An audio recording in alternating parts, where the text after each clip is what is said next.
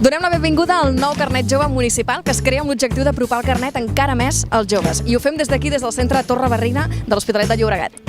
Carnet Jove Municipal és aquest nou projecte per tal de vincular el carnet jove amb el món local, amb els ajuntaments, i per tant fer un projecte que sigui molt més vertebrat, molt més territorial i que sigui molt més útil i beneficiós també tant pels joves com pels propis municipis. Bé, doncs des de la Direcció General de Joventut ens va plantejar aquesta proposta, ens donava l'oportunitat de mesclar diferents objectius que teníem com a Ajuntament. Estàvem esperant una iniciativa d'aquestes característiques. A Manlleu teníem intenció de fer un carnet municipal pel jovent.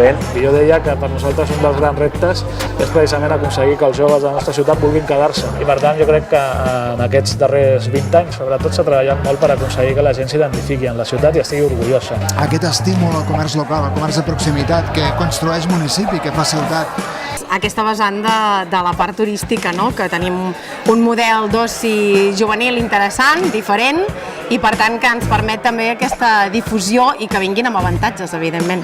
I el fet doncs, de que a través de l'aplicatiu la primera referència que els aparegui doncs, sigui els comerços de proximitat també ens ajudarà molt. Bé, el nostre repte és de que els nostres joves no utilitzin només el carnet per anar amb el tren, que és molt necessari per a les Terres de l'Ebre, sinó també que s'acostin al nostre comerç, al comerç i a tots els serveis que tenim a Amposta. Què creus que haurà passat d'aquí un any quan acabi aquesta prova pilot? Crec que ho haurem patat. O sigui, estarem a tope el jove de Cambrils podrà tenir una gran quantitat de descomptes, de serveis i d'oci a Cambrils i que entrarà amb el descompte del carnet, segur. Que anirà molt bé, de que no serem ja els únics, sinó que s'hi sumaran molts més ajuntaments perquè realment és una eina molt important per a nosaltres, per als nostres joves. Des de l'Ajuntament també oferireu avantatges en els serveis municipals o en ajuts municipals? Des d'esports, doncs obrir la piscina, descomptes en el gimnàs, en el festival de música.